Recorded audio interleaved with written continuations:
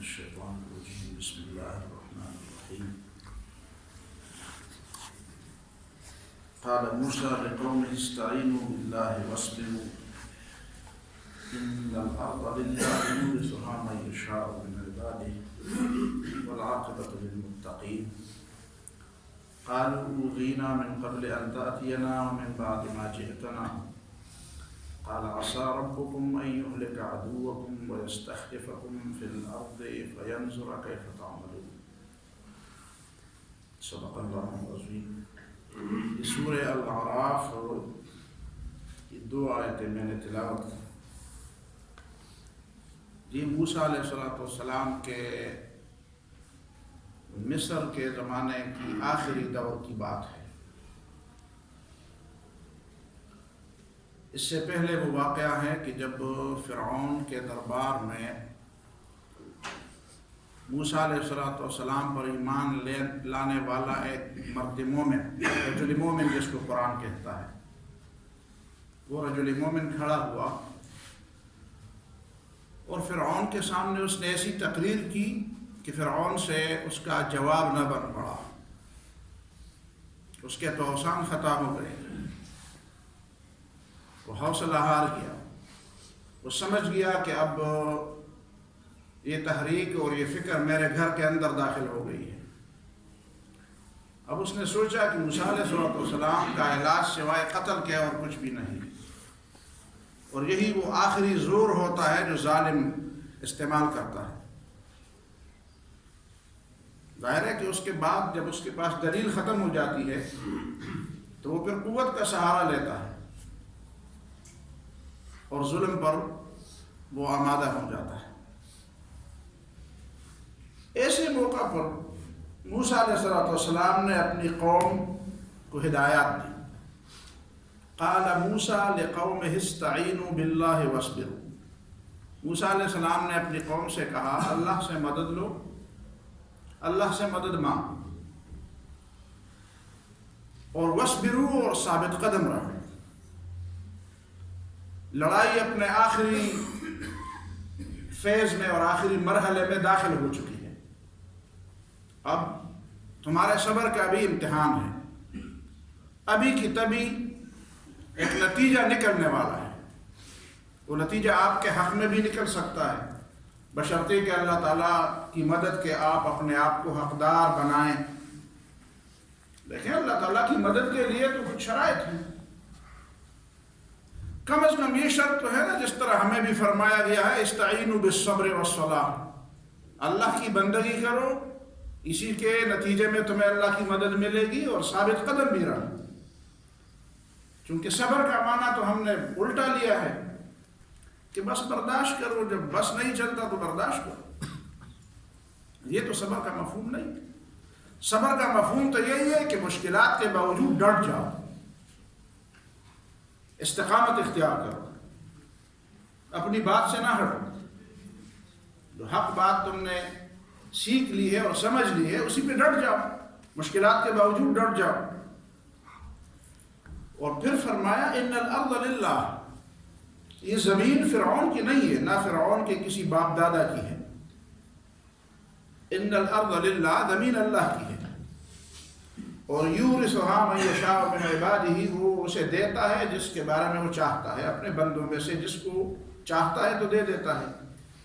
کبھی فرعون کو بھی دیتا ہے مسلمانوں پہ آزمائش کرنے کے لیے یا انہیں سزا دینے کے لیے، اور کبھی مومنوں کو بھی دیتا ہے، اللہ تعالیٰ کی رحمت ہے، مہربانی ہے۔ نیکی غالب آ جائے گی تو یہ اللہ تعالیٰ کی مہربانی، نیکی قوت پکڑے گی تو اللہ تعالیٰ کی مہربانی۔ قرآن نے بنی اسرائیل کو فرمایا نا وَسَنَزِيدُ الْمُحْسِنِينَ، ہم تم میں نیکوں کی تعداد زیادہ کر دیں گے۔ ایک معاشرے میں نیک لوگوں کی تعداد زیادہ ہوگی تو اس معاشرے پر اللہ تعالیٰ کا رحم ہوگا، برے لوگوں کی تعداد زیادہ ہوگی تو وہ اللہ تعالیٰ کی طرف سے آزمائش بھی ہو سکتی ہے، سزا بھی ہو سکتی ہے۔ اور نیک لوگوں کی تعداد تب زیادہ ہوگی جب نیکی قوت پکڑے گی، قوت پکڑے گی تو تعداد زیادہ ہوگی، قوت نہیں پکڑے گی تو تعداد کیسے زیادہ ہوگی؟ اور قوت کے اسباب آپ نہیں سمجھیں گے تو نیکی کی تعداد زیادہ کیسے ہوگی؟ اور قوت کے حصول کے لیے آپ نہیں اٹھیں گے تو نیکی کی تعداد کیسے زیادہ ہوگی؟ استعینوا باللہ واصبروا ان الارض للہ یورثها من یشاء من عبادہ. اور اصل کام تو یہ ہے کہ آخرت میں کامیاب ہو جاؤ. والعاقبۃ للمتقین، انجام تو ان لوگوں کا بہتر ہوگا جو تقوی اختیار کرنے والے ہیں. تو لڑائی کے وقت بھی تقوی اختیار کرو اور قوت کے حاصل ہونے کے بعد بھی تقوی پر کاربند رہو. ایسا نہ ہو کہ لڑائی سے پہلے اور جیتنے سے پہلے تو تقوی کے بڑے بڑے دعوے کرتے ہو اور جب جیت جاؤ گے تو پھر خدا بھی بھول جاؤ، تقوی بھی بھول جاؤ، آخرت بھی بھول جاؤ. اصل منزل تو وہی ہے.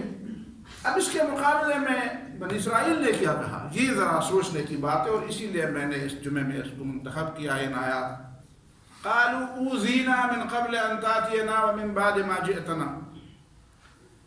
موسیٰ علیہ السلام سے اس کی قوم نے کہا کہ بھئی آپ سے پہلے تو ہم مشکل میں تھے، جب آپ نمودار ہوئے تو ہم نے سمجھا کہ کوئی لیڈر تو مل گیا ہے. اب لیڈر مل گیا ہے تو ہمیں مشکلات سے نجات ملے گی. اب آپ نے ہمیں مزید مشکلات میں ڈال دیا. اوذینا من قبل ان تاتینا، تمہارے آنے سے پہلے بھی ہم اذیت میں تھے. فرعون ہمیں چھوڑتا نہیں تھا، ہمارے بچے ذبح کرتے تھے. قرآن نے اس کے بارے میں تصویر کشی کی ہے نا، ان فرعون علا فی الارض. فرعون نے مصر کے زمین میں بڑا تکبر اختیار کیا تھا،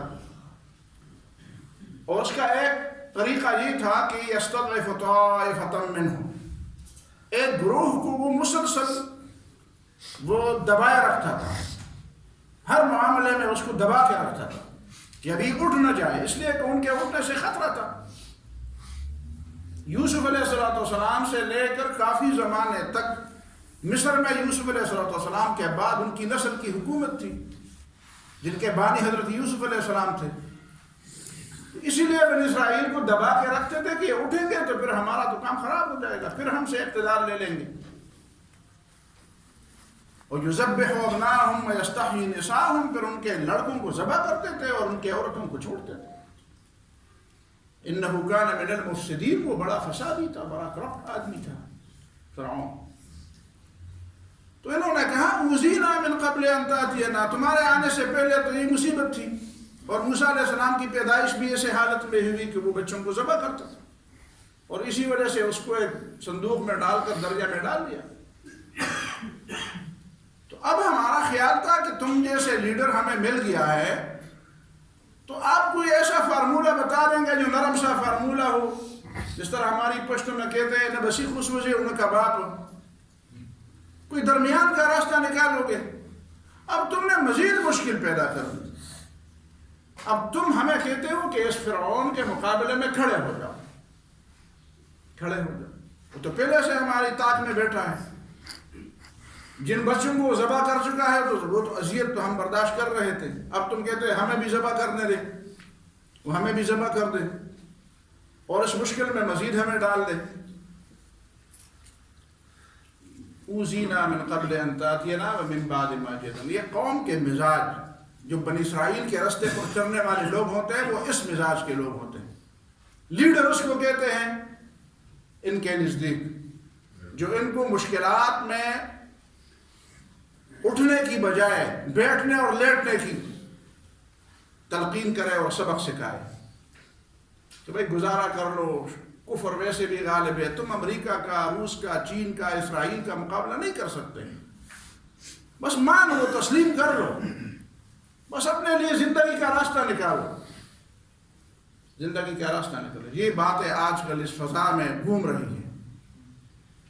یہ کرونا وائرس سے زیادہ خطرناک وائرس ہے جو لوگوں کے دماغوں کو مسموم کرتا ہے. لوگ اس کو وائرس نہیں سمجھتے. لوگ اغوا کا لفظ آپ نے پڑھا ہے عربی میں؟ اغوا کس کو کہتے ہیں؟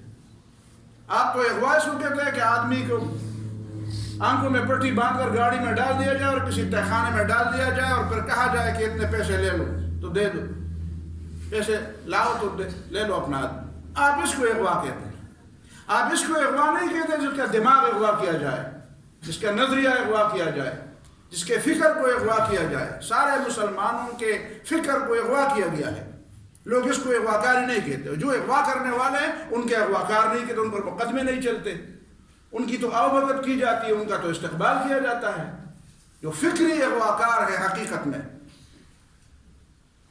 تو یہ فکری اغواکار آج کل مسلط ہے لوگوں کو. اوذینا من قبل ان تاتینا ومن بعد ما جئتنا. ہم سمجھتے تھے کہ تم لیڈر ہو، تمہیں راستے دکھاؤ گے، ایسا راستہ دکھاؤ گے کہ ہم ذرا بس آرام سے زندگی گزاریں گے، ڈالر کمائیں گے، پیسے کمائیں گے، خوب عیش و عشرت کریں گے، اور نمازیں بھی پڑھیں گے. نماز سے کون ہمیں روکتا ہے؟ جاؤ مسجد میں لمبی لمبی نمازیں پڑھو، کیوں کون روکتا ہے؟ موسیٰ علیہ السلام نے کہا عَسَىٰ رَبُّكُمْ أَن يُهْلِكَ عَدُوَّكُمْ. نہیں تمہاری بات نہیں، بات لیڈر کی بات ہے. ہمارے زمانے میں لیڈر اس کو کہتے ہیں کہ عام لوگ جس طرف جا رہے ہیں، لیڈروں میں بڑا لیڈر وہ ہوتا ہے کہ اس ہجوم سے آگے جائے. کہتے ہیں ہجوم میرے پیچھے ہے، اور ہجوم جہاں پہ جا رہا ہوں میں بھی اسی طرف تمہیں لے جاؤں گا. ان کی طرف، ان کی قیادت میں جاتے ہو تو میری قیادت میں جاؤ، جائیں گے اس طرف جس طرح ہجوم جانا چاہتا ہے. ہمارے زمانے میں لیڈر اس کو کہتے ہیں. قرآن اور سنت ہمیں یہ بتاتا ہے لیڈر اس کو کہتے ہیں جو ہجوم کو کہہ رہے کہ تم غلط راستے پر جا رہے ہو، غلط راستے پر جا رہے ہو. مولانا مودودی نے جو جملے فرمائے تھے وہ ذرا یاد کر دیں. یہ شریعت ان بزدلوں اور نامردوں کے لیے نہیں اتری ہے، یہ ان لوگوں کے لیے اتری ہے جو ہوا کا رخ موڑنا چاہتے ہیں، جو سیلاب کے بالمقابل سفر کرنا جانتے ہیں. تو موسیٰ علیہ السلام نے کہا مجھے مت سکھاؤ، مجھ سے سیکھو. عَسَىٰ رَبُّكُمْ أَن يُهْلِكَ عَدُوَّكُمْ. قریب ہے، بالکل کشتی کنارے لگنے والی ہے اور تم ابھی دوسری باتیں کر رہے ہو. جب موقع آتا ہے تمہارے بڑھنے کا تم پیچھے زور لگاتے ہو. عَسَىٰ رَبُّكُمْ، وہ زمانہ بالکل قریب آ رہا ہے. أَن يُهْلِكَ عَدُوَّكُمْ، تمہارا دشمن برباد کر دے گا اللہ تعالیٰ. وَيَسْتَخْلِفَكُمْ فِي الْأَرْضِ، اور تمہیں زمین کا اختیار دے دے گا. فَيَنْظُرَ كَيْفَ تَعْمَلُونَ. اب سے منصوبہ بناؤ، اب سے پلاننگ کر لو، اب سے بتاؤ کہ وقت آئے گا تو پھر کرنا تم نے کیا ہے، وہی کرنا ہے جو پہلے سے لوگ کرتے تھے. اب ہماری امت مسلمہ کی بھی یہی حالت ہے.